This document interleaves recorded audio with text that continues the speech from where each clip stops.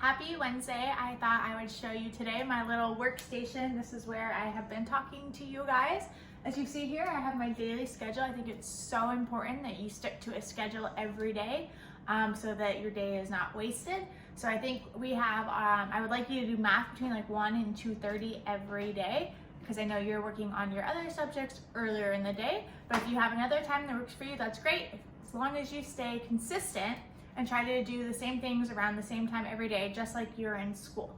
So as you can see, I have my daily schedule. I have a jam-packed day just like you guys.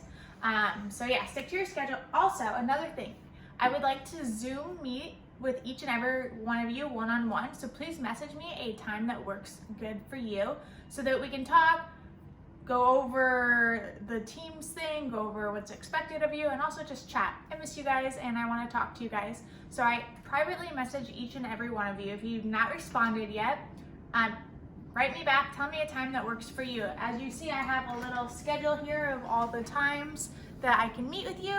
So write me up and we will have a little Zoom date. Okay, so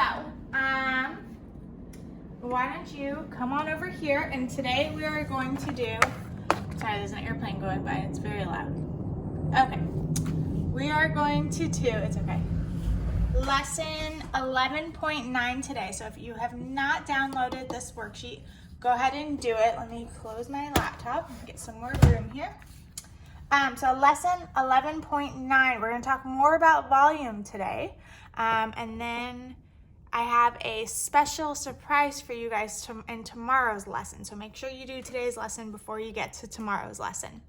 Okay, so lesson 11.9. So today we're going to break away from our unit cubes and just find volume of prisms that don't have unit cubes. It's just as simple, I promised you. So both prisms show the same dimension and have the same value. So as you see here, to find volume, I know it's length times width times height. I know I have 4 unit cubes this way, 4 unit cubes this way, 3 unit cubes this way. Not every time you do volume are you going to have unit cubes, but it's the same thing. It's 4 inches across, so it would be 4 inches times my width, which would be 4 inches, times my height, which would be 3 inches, which is the same thing here. 4 times 4 times 3, 4 times 4 times 3. So let's do unlock the problem together. Mike is making a box to hold his favorite DVDs. Please tell me you guys remember what DVDs are. Don't make me feel old. The length of the box is 7 inches. The width is 5 inches, and the height is 3 inches. What is the volume of the box Mike is making? So you can use the formula to find volume of a rectangular prism. So we know volume is length times width times height, or V equals L times W times H. So I need to, step 1, identify the length, width, and height of the rectangular prism. So my length, I go back to my story problem. My length of my box is 7 inches. So my length is 7 inches. My width, the width is 5 inches. Width is 5 inches, and the height is 3 inches. What is the volume of the box? Oh, yeah. That's what we're working on, obviously. Step 2, multiply the length by the width. We know if I multiply the length by the width, that is the area of the base. So I'm going to do 7 times 5, and that equals 35. So just the bottom area of the bottom layer is 35 inches. Next, step 3, multiply the product of the length by the width and the width by the height. So I'm going to do 35, and my height is 3. So 35 times 3. 3 times 5 is 15. Carry the 1. 3 times 3 is 9. Plus 1 is 10. So the volume of Mike's DVD box is 105. And it's not just 105. It's 105 cubic. And in this case, we're doing inches. Inches, inches, inches. 105 cubic inches. All right, let's move on along. Let's do another way. You learned one formula for finding volume of a rectangular prism. You can also use another formula. Let me tell you something. This formula is the exact same thing as we just learned. Volume equals base area times height. We know that base area is just the length times the width. That's how I find area, length times width. So really, this says volume is base area, which is length times width, times height. Volume equals length times width times height. So B equals the base area, height is the height. Okay, so Emilio, hey Emil, it's kind of like you, family has a sandcastle kit. The kit includes molds for several solid figures that can be used to make sand castles. Emil, as much as I like you, I don't really care about this. I'm going to cross all that out. No relevant information that we need. One of the molds is a rectangular prism like the one shown to the right. How much sand will it take to fill the mold? So how much space does this mold take up? So volume equals base times height. We know base is the same thing as length times width. So volume equals, what's my length? It's 5 inches. And my width is 4 inches. And then my height, how tall is it? It's 8 inches tall. So my volume is, first I find the base, the area of the base. 5 times 4, which is 20.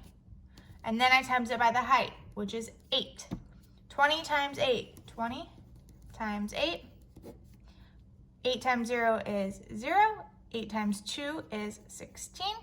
So 160 cubic inches it would take of sand it would take to fill this rectangular prism. I'm going to let you try this one on your own. Find the volume. I have my length, my width, and my height. Length, width, height. Then you do the base first. So length times width goes here. And then you multiply that by the height to find the cubic feet. Okay, so sometimes it has you find an unknown measurement.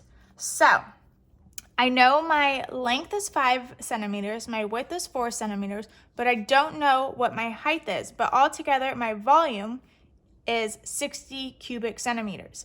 So volume, I know, is 60 cubic centimeters equals L times W times H. So 60, my length is 5 centimeters, my width is 4 centimeters, but I don't know what that height is, so I need to figure it out. So 5 times 4, let's start with what we know, that's 20. So 20 times something equals 60. How tall is this? What is this missing number?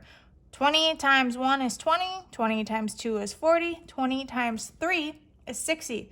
So the height of this prism right here is 3 centimeters because I know that 5 times 4 times 3 equals 60. So the unknown measurement is 3 centimeters. Okay, so that is it. You're going to try A on your own. I know you know how to do it. Let's do a couple more together, and then you're going to do the rest of this on your own. So find the volume. I know my volume is length times width times height. My length is 2. My width is 4. And my height is 5. 2 times 4 is 8. So I find that area of the base. 8 is the area of the base, but then I have to multiply it by height. 8 times 5 equals 40. So my volume is 40, but it's not just 40, it's 40 feet cubed or 40 cubic feet, just like that. Okay, so you know how to do the rest of these. We have a story problem that you should try out here. Let's do number 6 together. It's another one of those missing numbers. So I know that volume equals length times width times height. What does it give me? It gives me the volume. So I know the volume is 420 cubic feet equals, I know my length is 4. I know my width is 6. And I need to times it by something that equals 420. So let's start with what we know. I can do 7 times 6, which is 42. Bring that down. So what times 42 equals 420? That one's easy. I know it's 10. 10 times 2, just move my decimal over once, equals 420. So the height, the missing number that I don't know, equals 10. So you're going to try the rest of these on your own.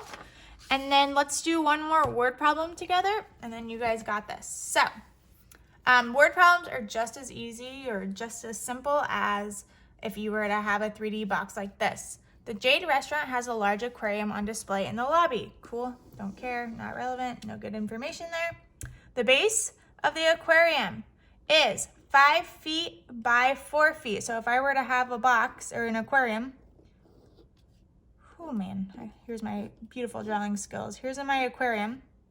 Hey, it's not half bad. There we go. All right, so my base. So I know it's 5 feet by 2 feet. And the height of the aquarium is 4 feet. So I know volume is just length times width times height. So 5 times 2 times 4 is my equation. How many cubic feet of water is needed to completely fill it? 5 times 2 is 10. And then I'm going to times that by 4.